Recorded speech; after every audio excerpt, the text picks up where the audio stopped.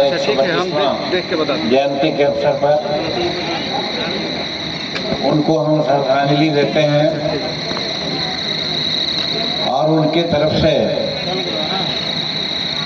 हम आशा करते हैं और मांग करते हैं, हम आप लोग तरफ से और अपने तरफ से, कि जिन विचारों को लेकर वो प्रसिद्ध हुए और गए, वो विचारों का हम अनुसरण करें, ऐसी शक्ति हमें बाबा दें। आज के दिन में हम उनसे यही मांग करता हूँ। और आज हाई स्कूल खेल मैदान में जो आयोजन हो रहा है, उसकी अध्यक्षता राजेंद्र यादव जी कर रहे हैं, माननीय संचालन बहुत अच्छा श्री रविंद्र गुप्त जी कर रहे हैं।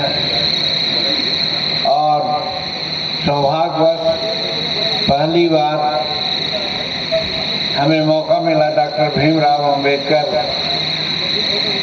जी से, जो उनके पुत्र हैं, सुनने का और बात करने का, जसवंत राव अंबेडकर जी के लिए। और बागी कुमार वर्मा जी माननीय विधायक आ गए, महानंदन बाबू माननीय विधायक पहले से हैं, और भिक्षु सुमित रत्न जी भी हैं, श्री ओपी मौर्य जी हैं, और उसके अलावा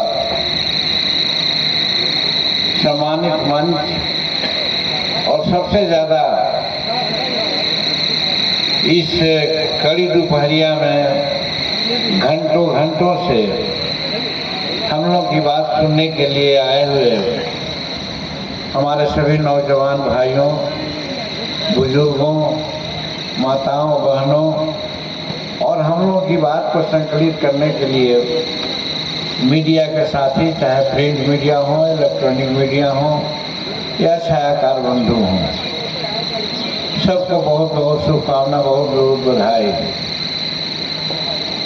लगातार 2 घंटा बैठने के बाद हम लोग ऐसे आदमी को थोड़ा मानसिक प्रताड़ना होती है, शारीरिक प्रताड़ना तो होती ही है।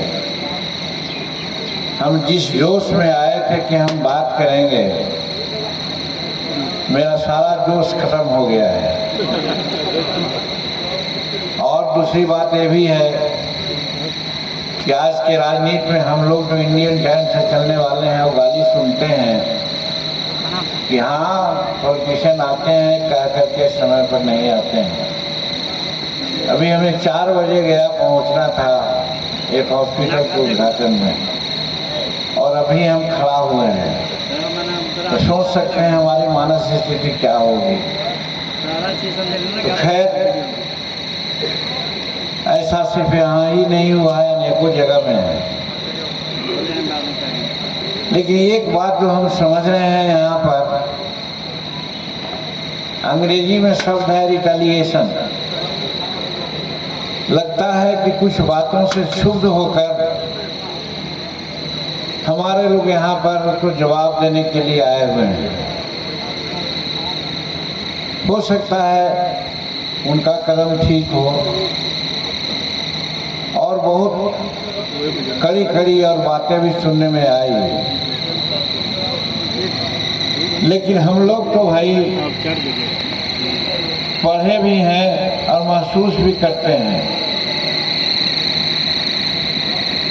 जब स्वतंत्रता की लड़ाई या उसके पहले की बात, मुगल साम्राज्य को आने जाने की बात हुई थी, तो सब लोग राणा प्रताप का नाम लेते हैं।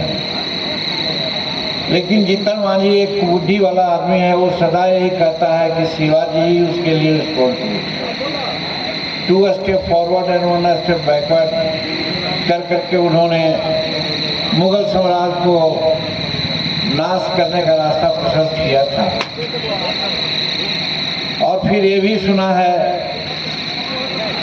कि बुरा जो देखें जो चला, बुरा ना देखे कोई, दो दिल ढींढा अपना के मुँह से बुरा न कोई।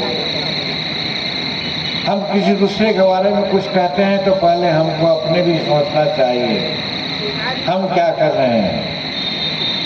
बाबा भीमराव अंबेडकर साहब के पौत्र यहाँ पर हैं। हम बहुत लंबा में नहीं जाना चाहते हैं, लेकिन साधारण बात बोलते हैं। एक समाज के लिए और एक सरकार के लिए। ऐसे तो बाबा साहब के बारे में सब आप लोगों ने बतलाया, कितने बड़े उद्धत विद्वान थे, कितनी किताबों की संरचनाओं उन्होंने की और कितने विषयों पर उनकी पकड़ थी। समकालीन उस प्रकार का कोई विद्वान नहीं था। इंग्लैंड में जाने का मौका मिला हमें, हम उनकी लाइब्रेरी को देखा है। उस लाइब्रेरी में इतनी किताबें हैं जो बताया गया था उस समय कि उतनी किताबें किसी भी लेखक के संसार में नहीं है। इतने बड़े विद्वान हमारे बाबा भीमराव अम्बेडकर थे। तो इसके बारे में कहने की बात क्या है, लेकिन यहाँ पर एक कहानी याद आ जाती है जो सदा मैं कहता हूँ, क्योंकि हम बहुत पढ़े लिखे और विचारवान नहीं हैं जो हमारे बहुत से साथी हैं। किसी कारण से एक चिड़िया और एक इंसान दोनों में दोषी हो गई है। आज अभी टीवी में देखा होगा आपने, एक सारस कैसे तरह से गिर गया, उसकी सेवा किया गया, तो वो आदमी के पीछा छोड़ते नहीं। वो सारस मोटरसाइकिल से जाता है तो ऊपर से उड़ू के हो जाते हैं। उसी प्रकार से वो चिड़िया थी वहाँ पर। आदमी ने कहा उनसे, देखो चिड़िया बहन, शिकारी आएगा दाना डालेगा, लोभ में फंसना मत। याद हो गया उनको, याद करती रही।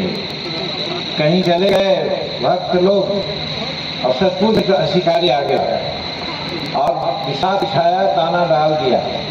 ये दाना वो गा रही थी, अब जाल में फंसती जा रही।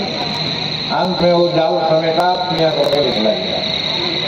मोर और इसकी स्थिति आज हम लोग साथ ही है। हम भी कहते हैं 100 में 90 शोषित है, 90 भाग हमारा है। हम भी कहते हैं कि बहुजन है। हम भी कहते हैं कि बाबा साहब ने ये पढ़ाना है सही, इतना बड़ा ज्ञान है। ये कहने से मेरे भाइयों काम नहीं चलने वाला, कहने से काम नहीं चलने वाला। हम एक ही विषय सरकार हम तो शॉर्ट करेंगे, क्योंकि हमारा दिमाग कुछ दूसरे जगह हुआ है। हमारे विधायक भी यहाँ बैठे हैं कि बाबा साहब बाबा बुद्ध से शिक्षा लेकर के, जिसमें बाबा बुद्ध ने कहा था क्या, बुद्धम शरणम गच्छामि, उसकी बात आप लोग की बताए। बुद्धम शरणम गच्छामि क्या ही मतलब मेरा है, इसीलिए शरण ले रहा हूँ। धम्मम शरणम यही है, मतलब शिक्षा ग्रहण करो, शिक्षा का शरण लो। और उसी का आधार बाबा भीमराव अम्बेडकर ने बनाया कि शिक्षा सबके लिए बहुत आवश्यक है। लेकिन आज तक इसलिए भाइयों 73 साल स्वतंत्रता प्राप्ति की हो गई, लिए गणतंत्र डिक्लेरेशन के हो गई और 75 साल स्वतंत्रता प्राप्ति हो गई। आज 80% के आसपास में लिटरेसी रेट है, साक्षर है। अगर वर्गीकरण करें, शेड्यूल कास्ट जिसको कहते हैं वो 30% है। अब शेड्यूल कास्ट को बंद करें, भैया मुसलमान मेहनत सब लोग हैं, उन लोग का 8% है। तो बाबा साहब की बात मानी गई। जिस बाबा साहब के बारे में बड़ी तरह की बात हो जाती है, शिक्षित बनाओ, शिक्षित बनाओ। तो कब शिक्षित बनेंगे? 75 साल में हमारी ये हालत है शिक्षा का। उसमें लिटरेचर है, डिग्रीधारी नहीं है। डिग्रीधारी की बात होगी तो 30, 40, 35 में आ जाएगा। तो बाबा साहब की बात हम कहाँ मान रहे हैं? खाली कह रहे हैं कि शिक्षित बनो, शिक्षित बनो, शिक्षित बनो। और सिर्फ बाबा ने शिक्षित बनो की बात नहीं कही थी, उन्होंने कॉमन स्कूलिंग सिस्टम की बात कही थी। राष्ट्रपति का बेटा हो या भंगा संतान, सबको शिक्षा एक समान, ये बात कही थी। और आज एक समान शिक्षा है। मैं दुनिया का बेटा हूँ, हमारा बेटा अभी मंत्री है, हमारा छोटा भाई इंस्पेक्टर पुलिस था, किसी का कॉलेज के हम लोग आए, उस कहानी नहीं कहना चाहता। तो उसको कहाँ पढ़ा है? डॉन बॉस्को में, दिल्ली यूनिवर्सिटी में। आज एमए है, पीएचडी है, नेट है, कॉलेज में प्रोफेसर है, आज एमएलसी है और मंत्री है। कल्याण हो गया भूया समाज का। इसी से कल्याण हो गया भूया समाज का। उसी तरह से और लोग हैं, वो भी इसी में भी, और लोगों में भी है। 10 को 5 को पढ़ ली गए तो कल्याण हो गया था। उसका खास कारण है कि डिस्पैरिटी इन एजुकेशन। डिस्पैरिटी का मतलब यही है, हाल में हमको मालूम हुआ है, नहीं जानते थे। हम तो यही कहते थे कि 20 लाख, 30 लाख, 25 लाख सालाना पैसा देकर के लोग पढ़ाते हैं स्कूल में बच्चों को, प्राइवेट स्कूल में। लेकिन हाल में भी दिल्ली में थे, किसी ने कहा कि अपना जो समाज है और वो आदमी है वो अपना बच्चा को पर महीना 40 लाख रुपया दे रहा था बच्चा को पढ़ाने में। बताओ रे भाई, जो 20 लाख रुपया सालाना देकर लगाता है उसका बच्चा रोज चाहता है, और वो बच्चा जो सरकारी विद्यालय में भी पढ़ रहा है, दोनों का स्टैंडर्ड एक हो सकता है। जबकि हमारा बच्चा जो गाँव में पढ़ने वाला है उससे ब्रिलियंट है। अगर इसको मौका मिलेगा ना तो टाइप फाइव सब आ जाएगा, हमारा बच्चा सबसे आगे आ जाएगा। लेकिन मौका नहीं दिया जा रहा है। क्यों नहीं मौका दिया जा रहा है? क्यों हम खाली बाबा की जय भीम करते हैं? क्यों नहीं उनके समान शिक्षा प्रणाली को लागू करने के लिए कभी हमने आंदोलन किया? हमारे माँ बाप के भाई साथी लोग हैं, हमारा तो नहीं करना चाहते हैं। ये लोग बड़ी जोर देते हैं जमीन पर तय और ऐसे पर, लेकिन कभी ऐसा नहीं सुना कि कहे कि भाई स्कूल में से बच्चा को पढ़ाओ या सामान्य स्कूल की शिक्षा को, कभी नहीं कोई कहा। तो ये आलोचना नहीं है, हम सुझाव देते हैं। और हम तो ये कहते हैं, एक होने के बाद सबने कहा कि हम ओबीसी लोगों का ये होना चाहिए। ये कब हुआ?